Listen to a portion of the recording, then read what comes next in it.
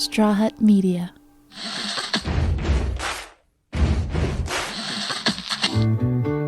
Thank you for being Boulevard. Life is a banquet, and most poor suckers are starving to death. I'd like to propose a toast. This is On the Rocks with Alexander, where I drink with your favorite celebrities as we talk about fashion, entertainment, pop culture, reality TV, and, well, that's about it. So pop a cork, lean back, and raise a glass to On the Rocks. Fasten your seatbelt. It's going to be a bumpy night. Lord have mercy, buttons and bows and pantyhose. On the Rocks podcast, the place where we're too glam to give a damn. Follow us on Instagram and TikTok at On the Rocks on Air, and on Facebook, On the Rocks Radio Show. Send me an email, book me for a pride, wedding, funeral, quinceañera, bris. I don't care. I'll show up. Info at ontherocksradioshow.com. Send us your comments, your guest questions, and your guest requests. The show's presented by Straw Hut Media. You can watch and or listen to our now over 350 episodes at ontherocksradioshow.com for free. You can also watch us on Apple TV, Roku, Amazon Fire TV on the Outlet.tv app, Facebook Watch, streaming with pride on SVTV, and on Channel 31 on the East Coast. Hello, East Coast. We proudly tape at UBN Go Studios, your one-stop place for all forms of podcasting. All right, let's get the show on the road because we have a legend in the studio today. I am so excited listening to her music with my mom as a kid. And I can't believe she's actually here in Los Angeles. So we snagged her up real fast. Yvonne Elliman, American singer, songwriter, actress who performed for 4 years on the first cast of the stage musical Jesus Christ Superstar. She had her first Billboard Hot 100 hit single in 1971 with the ballad I Don't Know How to Love Him. And she scored a number of hits in the 70s and achieved a U.S. #1 hit with If I Can't Have You. She's collaborated with the Bee Gees, toured with Eric Clapton, and she has continued performing at music festivals, benefits, and concerts throughout the country and around the world. Currently, she and Jesus Christ Superstar film lead Ted Neely are touring parts of the U.S. with concerts and special screenings. Please welcome Yvonne. First of all, thank you, Alexander. Let's get my name straight. It's Elliman, like L-M-N-O-P. Element. Elliman. Yeah, didn't I say that? Elliman? I thought you said Edelman. Oh. That's okay. It's the vodka. It's kicking already. That's how we do it on The Rocks. So we're going to get right down to it because you have to go sign autographs for hours and hours. Yeah. So we're going to get you pumped before you do that. Thank You hail from Hawaii. You have Japanese and Irish descent. No. No. No, not Irish. We're just setting the record straight, left and right here. No, I'm half Japanese, half... Well, I don't know because my dad was left in a shoebox on someone's doorstep as a preemie, just fresh born out of the womb. And he was left on a doorstep. And I didn't find out until I was 60. So for all this time, I thought my grandma was from France and that she had a ticket on the Titanic to come over. But her neighborhood gave them all a going away party. And so they decided to sell their tickets. Oh my God. And so I thought all these years, I wouldn't be here if my grandma had gotten on the Titanic. Yeah. But then I found out at 60, that's not my grandma. Oh. That's a movie in itself. Where's that movie? You better call Andrew Lloyd Webber and say, we got another musical in us. So, I mean, I had a 23andMe done, and apparently I'm just Northern European, a little bit of Polish, a little bit of Norwegian, a little bit of Irish. There's a little Irish in there is. There is a little Irish. Okay. What are you talking about? Of course there is. But you got into music so early, at a very early age. You just picked up all these instruments. Was music in the family, or how did the musical bug bite you? No, my dad was he was a lefty, right? He was the one that was left on the doorstep, yeah. And his mom who found him on the doorstep, she adopted him, but they didn't like lefties because they didn't believe in that. I don't know why. There's some kind of weird superstition that went along with it, but they tied his hand behind his back and they whacked it with a stick. That's what they did to my mom because she was left-handed. I'm left-handed. I am too. Yeah, but oh my it's considered bad gosh. luck. But now we know that we're geniuses. Yes, absolutely. That's the scientific that's come from it. Yeah. Yeah. Well, Oprah Winfrey, I think she sent a doctor out into the world, and when he came back, because she wanted him to go and investigate, and he came back and said that lefties are more intelligent, basically because we have to adapt to situations. Yep. We have to think on our feet, Exactly. And so here we are, two geniuses, right? So anyway, I think he always wanted to sing, but because I think he was rewired weird, he vicariously sang through me. And so he was the man who was behind everything I did. He got me the piano lessons. He sent me to charm school. He sent me to secretarial school in case the music didn't turn out well. And he was the manager of my first band in Hawaii, and I had a folk band. And through that band, my teacher who was from England.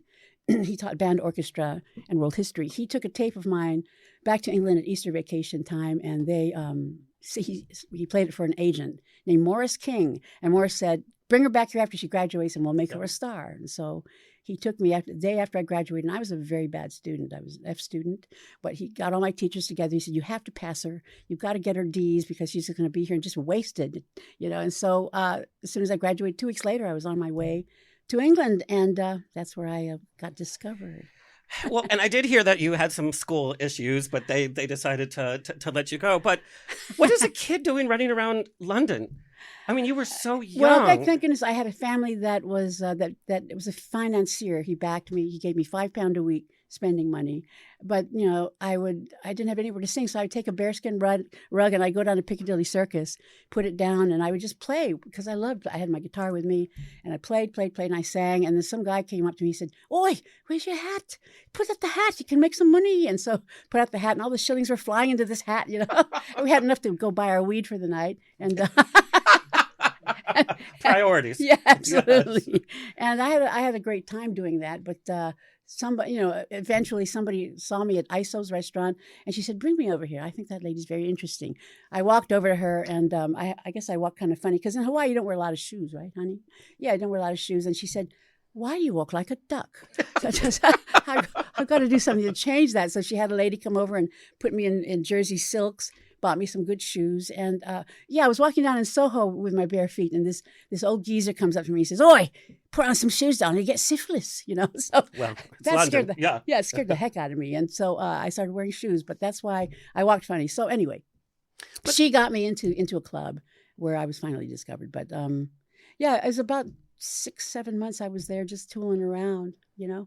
I mean, that's so dangerous, like in my mind, and culture shock on top of that. Absolutely. Not just a different state, but a different country. I was so homesick. My goodness, the first song I wrote was called Hawaii, and it's a beautiful song, but I was totally heartfelt, and I was very homesick because it was winter. I was not used to this. And I missed my boyfriend, and I missed my mom and dad. My dad said to go, and he said, "You go," and my mom was like, "Please stay with me. I'm an only child, you know." Yeah. I'm so glad my dad said go. I wanted to go where the Beatles were. And I did eventually get to meet them, but that's another story. I got to play with George Harrison all night. Get out! Yeah, at Eric Clapton's house. Yeah, we were the last ones in this music room, and we were singing some sort of Indian mantra, and the sun rose. And that's amazing. I can carry on with that story later if you want to ask me about it. But it's pretty funny. Yeah. Well, and like the Eric Clapton years, because Bob Dylan said, "I'm talking fast because you talk fast. I don't usually talk this fast." I'm trying to keep up with you here. But you were involved in the club and the bar scene in London. And we know it's kind of disco era, but your love was really rock. I loved, yeah. My idols were Clapton, Cream, Led Zeppelin, Santana. You know, it was that Crosby, Stills, Nash and Young. It was along those lines. And so when I was playing at the Pheasantry Club, which is a kind of a has-been actors club. That's what I was told later on. I didn't think it at the time, but there was a guy named John Hendricks who was supposed to be heading, you know, Hendricks, Lambert, and Ross. It was a jazz band. He didn't show up, and so the owner came to me and said, "Yvonne, you got to do everything you know," because I just came in between, you know, like 10-minute sets. Yeah. And so I did everything I knew, from Where Have All the Flowers Gone to Can't Find My Way Home, and, you know, For What It's Worth. And I just did everything I knew. And I was so happy with that. I was so happy to be able to sing for an extended period of time and have people really like me. And then Andrew came running up to me. He looked like Beethoven. He was like hair all springing out everywhere. He never did learn how to brush his hair. No, he didn't. He didn't. And he said, "You're my Mary Magdalene," like that. And I said, "Who's that?" You know, he said, "Well, I got this thing called Jesus Christ Superstar. Talked as quickly as you did." And he said, but when he said record an album, my ears just perked up because that was my goal at the time, and that was to see my. Do you know, that's so weird? You look at a vinyl record and you see the little squiggly lines, and that represents your voice. Yeah. And I just wondered, how did they do that? Do you know to this day? Isn't it? I mean, we really don't. I don't know how radio waves go through the air and get to our radio. You don't know? Aren't you curious? I don't want to ruin the science of it. I just want to be me too. Mystified. Like, but it is amazing. Like, and it's around forever. Like, yes, you're immortalized. What do you mean? Like that record will be around. Oh, yeah. Oh, yeah. No, I'm talking about the radio waves going through the air and reaching your house. Yeah. I mean, that is like, that's amazing. Anyway, so that's what I wanted to see. That's the goal at the time, to see those little squiggly lines represent my voice. So I was, soon as I heard, I'm going to slow down, okay? As soon as I heard you're going to record an album, I said, yeah, I'd love to do that. So he invited me to his home. He sat down at his grand piano and he said, I want you to do this song. And he played I Don't Know How to Love Him. And I thought, well, that's beautiful, but why would a mom be singing that to her son? And he said, that's not the mother, that's the whore. I went, what? And then he explained to me who Mary Magdalene was. And that was very interesting. It was more colorful. I grew up Buddhist, Christian, but not practicing. Right. And so all I knew was the nativity scene. And so that's the only Mary I knew, And so when I heard that this was Mary Magdalene, I started to read up on her. And I thought, geez, how do you sing that? But when I went to the studio, they said, just sing it how you feel it. And so I closed my eyes and I sang how I always sing, which is with feeling, because you pathos. Your voice has so much pathos. I heard it was the plaintive cry. Yeah. No, all this emotion. I remember the first time my mom played one of your records, it was just this emotion. And I was a little kid, and you just have this quality to your voice that sets you so far apart. I always ask people, what is it? Because I don't know. I can't really figure it out. It's this timbre and it's this sorrow, but it's. Oh, does it sound? It sounds sad and pleading. I mean, as it should, Yeah. But thank you. Yeah, so effective. I mean, I listen to you all the time. Did you sing along with me? Yeah, of course I Really? did. And then your new song with Ted Neely. Oh. Yep. Up Where We Belong. Oh, up where we belong. Yeah, so beautiful. Well, that's hard to do. Jennifer Warren's, and Joe Cocker. Yeah, hard to do, but guys. but we try. We try. I mean, I don't believe in doing a song unless you can do it better. Right. So, but at the show we're doing in Boston, we're doing songs I've never done before, but they're giving me this. Frank Munoz, by the way, is the man that's putting all this together. And he said, we're going to do I Can't Explain. I never did that on stage. We're going to do Savannah. What? And so I was told, get it ready. And I did. And it's the best feeling to do songs that I recorded, but I've never done. And they turned out great. It's going to be a great show, by the way. I'm so dry. Can I have a little drink? Yeah, of course. It's just regular. I mean, you gave me a very strong one, by the way. I did? I made it very weak. I don't know. And there's some water there. What is this here? Oh, that's the other water. Yeah. Thank you. But let's go back to meeting Andrew Lloyd Webber. Yeah, mm-hmm. And this guy says he has an album called Jesus Christ Superstar. What was your thought? Because that sounds ridiculous. Strange. Right? It did. As soon as I heard Jesus Christ, I went, ooh. Yeah. Because I wasn't sure. But just because of the whole recording factor, that's why I wanted to do it. And when I heard the song, then it was like, wow, that's very pretty. And then so I did it one take, boom. I heard you did it in one take. And I sang it and they looked at each other. They said, how was that for you? That was great. Great. Okay, that's it. And so then I did Everything's All Right. And that was another thing.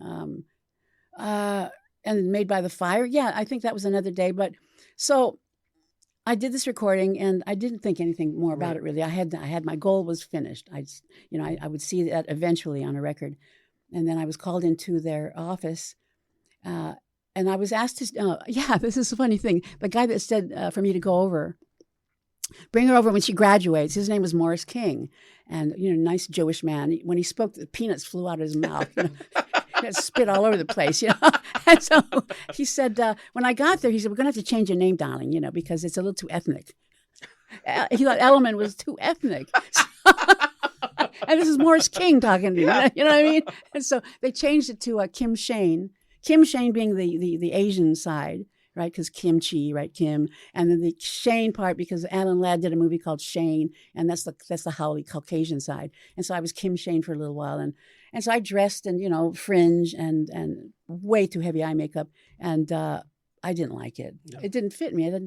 But I always thought Yvonne Elliman was not a very stage name, I thought it didn't sound like all the other names that I'd heard. But apparently it's okay. It's okay to stay with your name, right? Even Engelbert Humperdinck stayed with his name.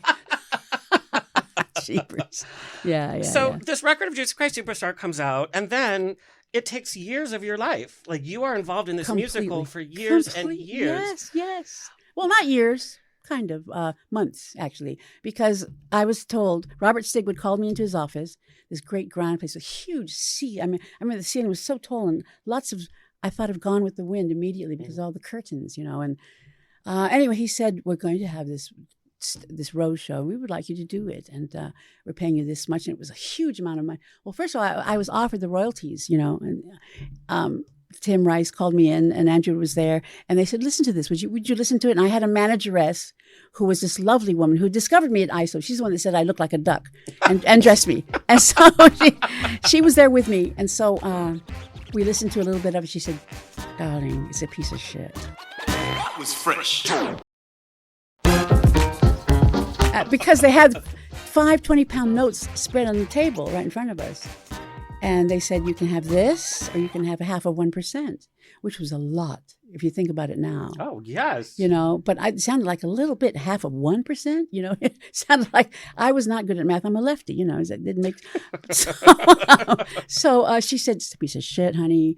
Let's just take the money. I said, okay, we're going to take the money, And so we took the money and we went to the wine store. We bought a case of Matus Rosé and a bunch of steaks. And we had a party on our roof because we lived in a small little flat. And Britt Eklund came over. So she knew some high-powered people because her husband was Al Lettieri, who was Salazzo in Godfather. The guy that had the knife. Him. And so I met Marlon Brando. I met Peter Sellers. I met all these people. That's insane. In fact, Peter Sellers was at her party one night, and he smoked too much weed. He was lying down. He said, "Oh my God, my heart feels really funny." And so she said, "Darling, would you go in and talk to him? You're Hawaiian, Go in and talk to him, make him feel better. Calm him down." Yeah. So I went and I sat there and talked to him. I go, "Peter, everything's fine, honey. Just flow with it, babe. Just kind of feel how it makes you feel." And he started to feel better. He said, that feels better, So then he left and he called her up. He said, I'd like her. I'd like to take her out on a little date, So he picked me up and took me in his Shelby Mustang 500. And I sat in this car. We went up and down Park Lane. He just sped up and down Park Lane. Vroom, vroom. I thought, wow, that's great, And so then he said, let's go up to my flat, So we went up to this place and he put up this screen, projection screen. And he started to play Dr. Strangelove for me on it. And he stood next to the screen. He started to do the thing, all that stuff. And I said, oh, that's kind of funny, But he had a daughter, and she was playing with her Barbie dolls, and I was much more interested in that, Being 17 years old, So I started to play with her, just talk to her, and he was going in front of the thing, and I didn't pay attention. He finally put away the screen. He said, took me home, and he told my friend, he said, she's a little too young, He kissed me on the forehead. That was it. Yeah. So anyways, she, where was I? No, so we were talking about, going from album to it being this huge stage production that you were with, and then opening on Broadway, this little girl from Hawaii being a Broadway star overnight because you didn't have any theater experience. Not at all. I went on the concert tour and we did a couple of weeks, and I kind of got my teeth, cut a little bit, but they said, we're starting the auditions for Broadway, and I went there and I did the song. I don't know if I had much competition. They made you audition? I did. I don't know if I had any competition. I didn't see anybody else, but I mean, it was kind of because I sounded like the record, and I that was the voice that people would recognize. And it was a hit. I got the job, and having never done anything that way, I was really wet behind the ears. What does that mean anyway? I don't know. Maybe when you're newly born, you're wet behind the ears? I don't think so. No? That doesn't sound okay. right to me. No? Okay. But if anybody knows, would you call in, please, and tell us what that means? So, we did. The show opened, and I had my own dressing room, and my parents came from Hawaii, and we fancied it up with a rug, but nobody came into my room. I felt slightly ostracized because everybody in there had been pounding the sidewalks for years, trying to get good parts. Yeah, and so I think they kind of looked at me like, "How the heck?" Well, they had to understand I sang the record, so but Ben Vereen took me in his room and he read the Bible to me and he tried to, I don't know what he was doing with that, but he befriended me, and that was very sweet. So one night I just thought, my understudy, she was a real sweet girl, but I hardly said 2 words to her. I said, I'm gonna be sick. I'm gonna be sick, so you can do the role. Just to give her a chance. Yeah. And so I put big black cloak on, and I wanted to see the show anyway, what it looked like. It was phenomenal. I mean, the set design was incredible. And so when they say the role of Mary Magdalene tonight will not be played by Yvonne Elliman, and the whole audience went, yeah, there was a real big ooh, and I felt bad. And although I watched the show, and she was wonderful, she did great. And after that, they treated me great. I was, I had pals all over the place, and I stayed there for 6 months. I remember going to the Phil Donahue show because they wanted to boost up the sales again. And so Phil said to me, you know how he sits on his stage. How did you like playing on Broadway? I said, well, actually, it's kind of boring, I did read about that. You say that. Can you imagine? Well, all of Broadway is like, excuse me? I was a little bored. And everybody on the side is going, yeah. But I was telling the truth. I was kind of bored. I mean, I wanted to play. I wanted to do some rock. I wanted to do rock, and I really wanted to sing like Grace Slick, or that was my idol. That was so that didn't go well. I didn't do great interviews back then. I was a little too honest. But anyway. But you did get bored with the role because I read that interview. And then the movie comes along and you have to do the role still. So how did you reinvigorate yourself to play the role, something that you were kind of bored with, on the big screen? You're filming in Israel. Well, that's it. Norm It was a Jewison different is medium. directing. Different medium. So it's interesting again, right? We're in a foreign country and everything is brand new. So it was great. And I learned a lot, just by being around the film people. I mean, it's a whole different, vocabulary. And Norm Jewison, there couldn't be a better director to work with for your first time thing, because he was just so patient and gentle, and it was like my dad. He had that kind of voice, and he just sort of patted your back, and he just made it okay to be there. Not one nervous moment did I feel. But again, when that was done, I told these writers who wanted to record an album with me in England, and they were 2 writers, and they said, we want to write songs for you that you're interested in. And I said, well, I got kind of bored of doing the Mary Magdalene thing. I want to break out of that mold, So can you write songs about, just debauchery, just songs that are kind of naughty and kind of on the edge of bad, And so I gave them some examples like gluttony, and lesbianism and, just murder even, just songs that I just can't sing about, just sing about some other things. And so they wrote some great songs for me. And one of them was I Don't Know How to Love Him Blues. I love that. Have you heard it? No, but yeah. And so it was kind of bluesy, and it was I just don't want to sing I Don't Know How to Love Him no more, and they got sued. Tim and Andrew sued them. Can you do that? Yeah, of course you can. Oh, wow. Andrew loves suing people. Don't you know it? You better not say anything. Get to see what's next. No, he wouldn't let me do Mary Magdalene. I was offered to do the role in Italy when Ted Neely went over there, but because I have to sing it a little lower, this was 20 years. This was how long? 30 years later, and I wasn't allowed to sing. I was married to somebody who did not want me to sing for 20 years, so I wasn't singing. And so the voice drops, everything drops. Your boobs drop, your ears drop, everything drops, and the range dropped. Okay, what can I say? and so I wanted to sing it in the key of C rather than D, and no, it was a no-go. Yeah. Couldn't do it. Now I think he's loosened up a little bit, but not really. He's kind of tight on that, because he said, you have to you have to segue from one thing to the next, and it's not going to sound right. Nobody's going to know, really. But he's a perfectionist. I can. But I don't know. I guess I can. What's the word? Come on. What's the word? What's the word, honey? Yeah. I can relate to that, because I am too. Well, he let Madonna drop the keys for Evita, so he did. Yeah, I mean, she didn't just drop them; she dropped them to the floor. Like, don't cry for me, Argentina. Really? Oh, no. yeah. I was going to go to the thing over there, the opening, but I missed it because I was on a flight from L.A. to Australia. That's where it was opening.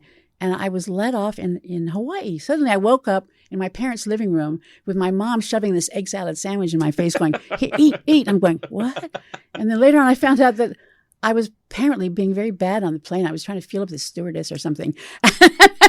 Just playing around, I was sitting next to somebody and we were doing coke in the bathroom, drinking, and they threw me off the plane. My God, that was really something. And so These are rock and roll stories, girl. So, but I want to talk about that climate. You know, you had your hits, and it was the 70s. Was it drugs, sex, and rock and roll like we think of that era? Oh yeah, Sudi 54, all that stuff. Yeah. I was really born at the right time. I loved it. I don't think I would turn anything around or change anything. You know, I wasn't really that bad until I met Eric, and that's when it got to be brandy in the morning. You know, in your orange juice and that kind of thing. And you toured with Oh him. yeah. Well, I mean, I went down to Miami where he was recording after he got over the whole heroin thing, and so it was his sort of comeback album, I suppose. And so since my husband at the time was the president of RSO Records, we were a very small company. It was just the Bee Gees, Eric, myself, and this band named Player. And so, you know, Bill was his name. Bill had to go down there and, you know, as representing the record company and everything. And so he took me along. He said, would you like to bring your guitar? I said, I'll bring both guitars. So I brought my 12-string and my 6-string, and we went into the studio and to say hi to him. And he needed some help on I Shot the Sheriff. Right. And so he said, oh, you sing, don't you? I said, yeah, I do a little bit. So I went in there and put the I Shot the Sheriff on there. And he said, oh, that sounded great. And then there was another song he wrote that he needed a verse for. And I said, do you write? I said, yeah, a little bit. You know? And so I had something already that I wrote for another song, and I put it in there. I never needed a run around Dizzy Hound checking out the bitches in heat. You got a lot of nerve dishing out what you serve waggling your piece of meat. So we put that in the song, Get Ready, it was called. And so he liked that. And then I sang with him on Hand Jive and a couple other things. And so I mean, can you imagine? This is one of my idols. Yeah. And I got to be on his album. And that was I couldn't ask for anything more. So I was back in New York, just feeling so good about it, listening to the tracks all the time. And he calls up and he says, would you like to be in my band? I mean, think about it, honestly. Is there anybody that you loved where suddenly they called you up and asked you to be in their band? What would you do? I'd pass out. Exactly. So, I was speechless. But what was life on the road with him like? I can't remember. Because it was a big party. It was. Sounds like a good party to me. No, it was great. It was great. I was on the stage. There were 40,000 people out there with their lighters, you know, and everybody was, I mean, you know, so I'm sharing the stage kind of. I'm sort of to the right and to the back. But I think I was the first woman to ever be in his band, his actual band. He had sung with Delaney and Bonnie, you know, so I was the first woman in his band. That was pretty heavy. And, but, you know, it wasn't enough for me. I used to play tambourines against my jeans. And one night, I guess my skirt lifted up and the drummer said, my God, look at your leg. You know, because there was a white stripe going up my leg, and on the other side of it was black and blue because of the tambourine hitting my leg. And so he said he went out and bought me some gun holsters. So I had this, you know, the thing, gun holster, so I could whack it on that. But I had all these places where you put the bullets, and so I would roll up $20 bills, you know, and I'd stick them in there, you know. And when we'd sing, I'd throw them out to the audience, like little Coke tutors. Yeah. And then they couldn't understand why everybody was coming to my side of the stage. Well, we know now. So what is your view on the music industry? You know, you were in it in such an exciting time. You took time away, as we know, and then you came back with your new album. But the whole industry has changed. How, from your view, how has it changed the most? Completely. I mean, I didn't want to leave. No. I take that back. I did. I was getting jaded. I wasn't enjoying that. You know, I tell you why.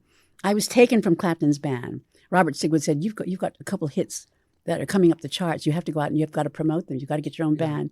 And so Eric said to me, he said, you're leaving the band. You're leaving the band. And he got very mad at me. And I said, I don't want to. And I cried and all that stuff. But I did. I had to leave the band. And I got my own band together. And it was, I mean, forget it. With Eric, it was like they got their own train. When we would hook onto another train, and we had our own, you know, cars. And we traveled in 8. I mean, it was always first class because he wanted his band to be in first class with him all the time. So we went to Ibiza. I mean, we were on yachts. We went on everywhere. It was I mean, talk about learning about things really quickly. I did. I got to learn the high life incredibly well. And then suddenly I'm taken down a step or two, and I've got my own band, and we're now on tour buses, right? Where we're playing little seedy places where the guitar player had to go on the steps, you know, down the, you know, he wasn't on stage with me anymore. It was just really, it was great though, because I was doing my own music. Okay, so that's fine. But I did miss. I did miss the other thing, the big stadiums and all that. But what was the question? No, it was that, and leaving the industry, but your view of the industry and how it just really changed. And that road life is a tough life. What's the industry like now? I don't really know. I mean, I can't even relate to a lot of what I hear. I don't even know who's at the Grammys. I watch it and I go, who the heck are these people? Yeah. I don't know who they are. I didn't even know who Taylor Swift was until about a month ago. Really, until I started watching football. Then I knew about her. Well, now we all know. Yeah. Yeah, but I mean, you kind of develop, I've developed a love for football because of my old man. I'm married to somebody who loves football, and now, I'm right there with him, cheering. So that's how I learned about Taylor Swift. I mean, I don't know about a lot of people in the industry, and I wish I did. So the other night, something came on TV. I said, honey, we got to listen and watch this. We've got to know what's going on because it's all very interesting. It's all good. I would like to learn more about rap and hip hop. I mean, if I could just read the lyrics, and see what they're saying, then I'd really like it a lot. I got to know what I'm listening to. Lyrics are important to me. They really are. That was fresh. What was that period of time life when you returned to Hawaii and then you were like, I'm really not going to be in this industry? I mean, that must have been a hard adjustment.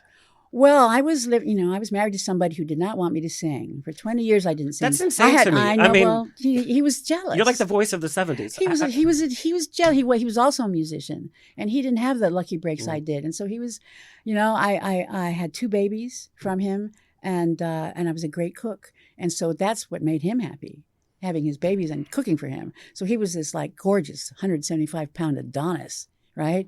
I mean, I'm not going to marry a schlump, right? And so, but I cooked so well, I baked so well. I got him back. I turned him into a 300-pound guy. Oh my God! No, that's mean. No, that just came part and parcel. That just came with it,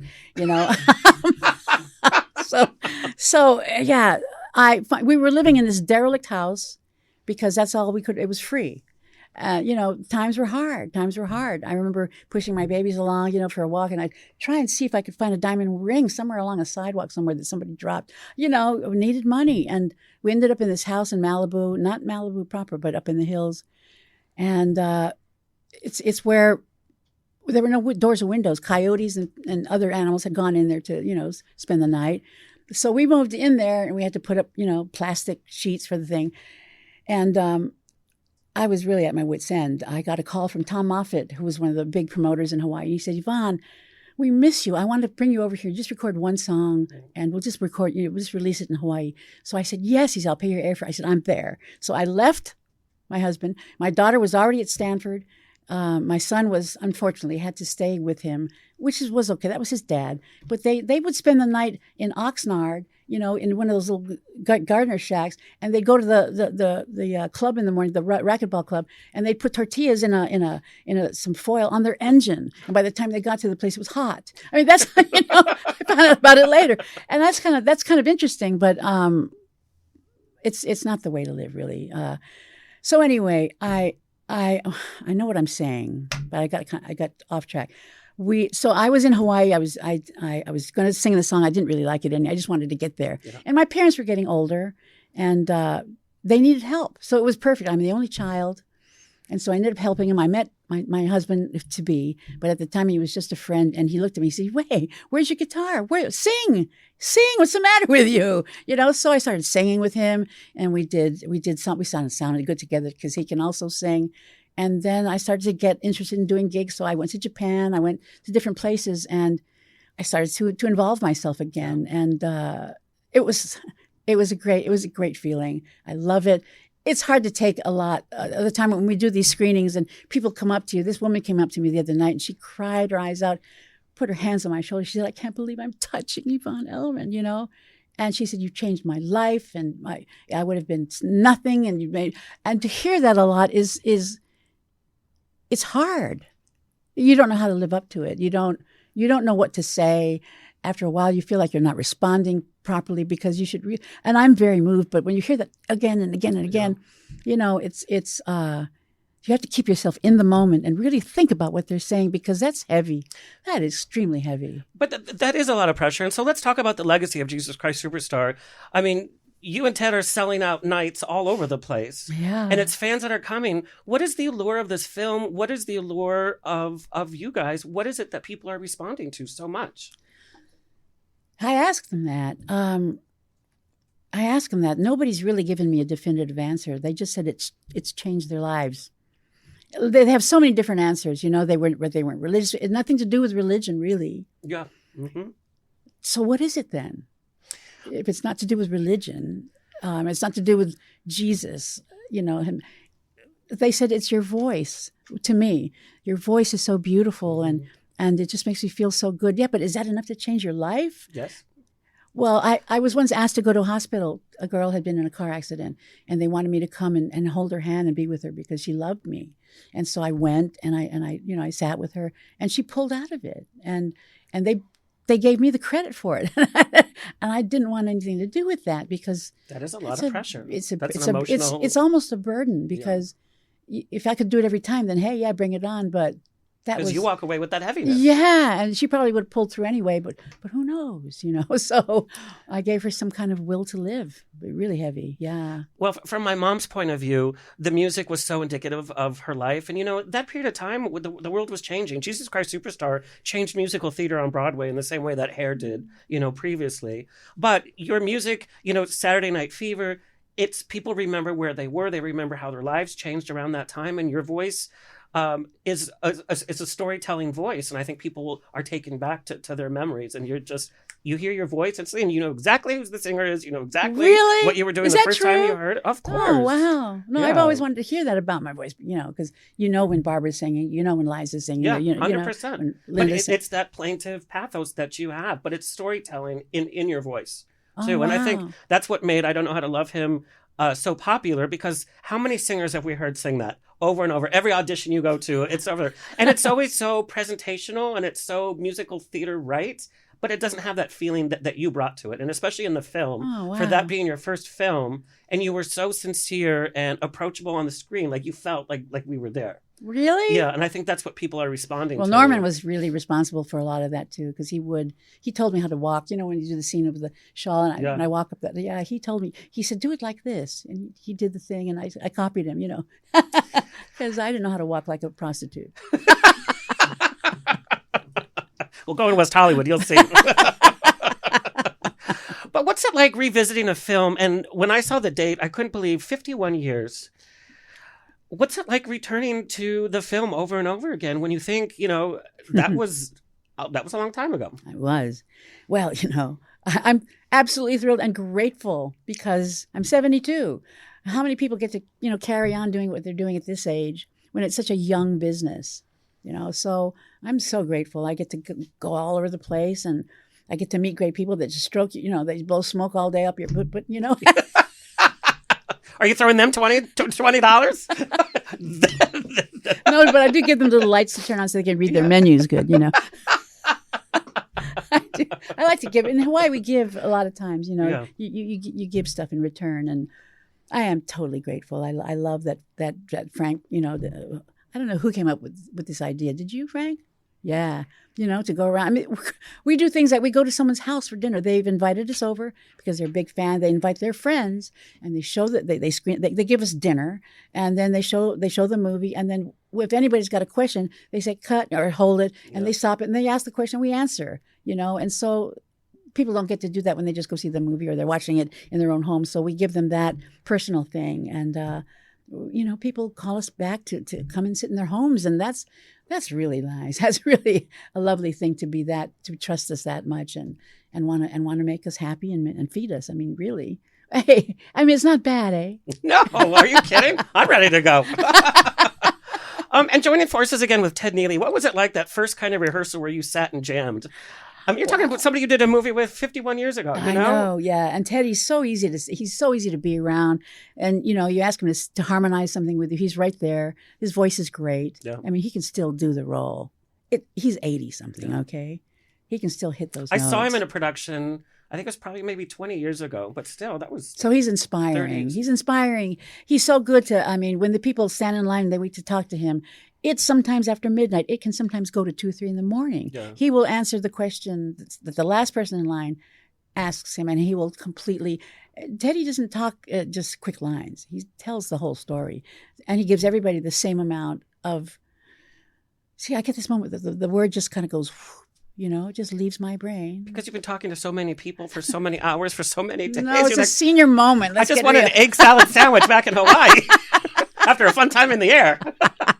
I want to hear that song. I'll have to write it. Yeah, I did write a song called Steady As You Go. And yeah, it's about that. It's about put the reins on. Yeah, that was good. I did that. I don't think I'd change a thing, honestly, really. But I wish I could remember more of it because I could write quite a book. That would be a page turner. Yes. What do you want people to most get from your music? Well, I did come out with my own stuff. 2004, I recorded an album called Simple Needs. Yep.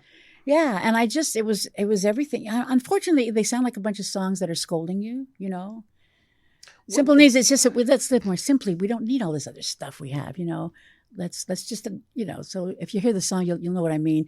Steady As You Go was when I was in Eric's band, and everybody was so drunk. It was like, it got tiring, we'd have incredible. Bob Dylan, I remember sitting there in the room playing with Marcy, who was the other singer, and Bob Dylan runs in the room. First of all, a lady with one leg ran in the room, and she crawled out a window. She ran? Well, hopped on one leg, and she crawled out the window. That's another song, Hopped on One Leg.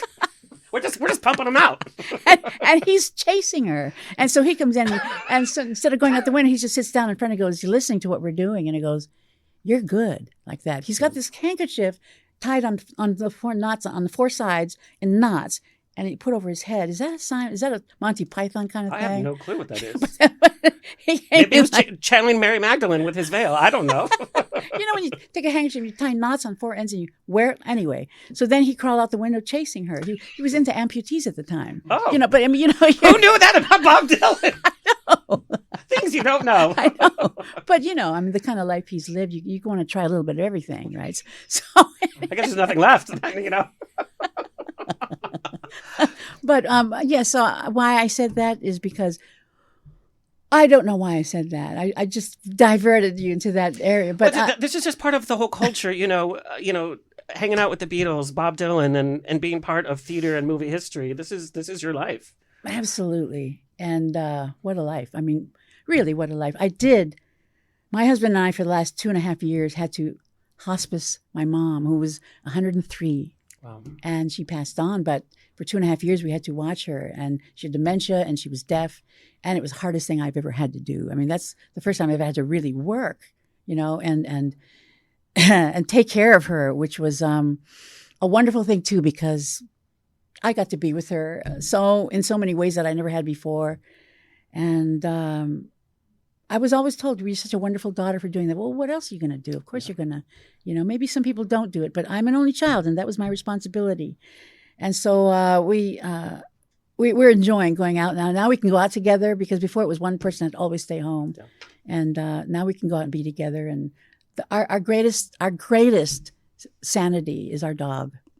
Dogs give you great. I mean, he just brings love, and they bring you home each time. They, you could be just pissed off. In fact, we'd get angry at each other, we'd yell or whatever, you start an argument, and he would just leave the room. And he would let us know this is no good. Yeah. So we calm it down. Come on, you can come back. We're fine now. Yeah. So I mean, our dog. We're simple livers. We live very simply, and of course, when we come in and we do this thing, we live it up a bit. I mean, this is we get to stay in hotel rooms and use all the towels and stuff like that. Well, one of the questions I have is, traveling all around. Are you tempted to stick around and or is Hawaii always going to be home? Oh, I see. To move back? No. I mean, Hawaii is it. I love it. It's where my skin is, I wish it was a little bit cooler. But we have one room in the house that's air conditioned. That's my room. Although, now we're going to go to Boston now at the end of next month. And we're going to do songs that I've never done before on stage. That's exciting. Oh, it is. It is. I'm going to do I Can't Explain, which is what I did with Pete Townsend, Anyway, and Savannah, all kinds of songs I've never done before. And we've got a great band, terrific band, playing with us. And I get to be on stage with my cane. I mean, I did fall and I broke my back, and I've got a problem with my hip. but I get to be on stage. I'm trying to figure out wonderful things to do with my cane. You know, Glitter, this cane is named ribbons. This cane is named Virgil. Okay. Why? Virgil Kane is my name. So that's Virgil. Then I've got Michael Caine at home. Michael is a bit more elegant, right? And then I've got cocaine, and that's the white. That's the white one. you could sell these canes. We're just coming up with all these business That's ideas. What we'll do. That's what we'll do. But on the East Coast, on Tuesday, March 22nd, you're going to be in Arlington at Regent Theater, and fans actually get to see a rehearsal. Yeah. That's so one night's the rehearsal, and then Thursday, March 28th is the concert. Right. And then for Easter weekend, which is really fun, you're going March 30th to East Greenwich to the Odeum Theater. Yes. For a concert, and then the next day, Easter Sunday, is actually a screening of the film. Screening of the film. In these concerts, I get to sing, duets with Teddy. Yeah. We don't get to do that much, we haven't really on the screen. And he's such a wonderful singer to sing with. Our voices blend well together. So there's a lot of good things and new things to see and hear. If y'all come out and see us, we want to come out here, but we need a rich backer. We need somebody with lots of money to say, we'll pay for your way and we'll pay for your hotels and come on out. Pay for the band, We put the word out there, so, Oh, yeah. Thank you so much. Yep. Yeah, Alexander, you're great. Yvonne, what's your message to your fans? Big mahalo for just, for reinvigorating me and for giving me a lot of encouragement. I don't think I would have done it without that encouragement, because who wants to be, the has-been whatever that's trying hard to sound like she did before, that has to drop her songs two notes. But that's what it is. It's people always say, why aren't you doing anything? And they give me this love, which you could live on it, really, and I thank them really from the bottom of my heart. Mahalo nui loa, indeed. Well, it's love much, much deserved, because, like I said, your music has brought so many feelings and experiences, so thank you. Thank you. I'd like to know more about you. Oh, girl, that's a whole other story.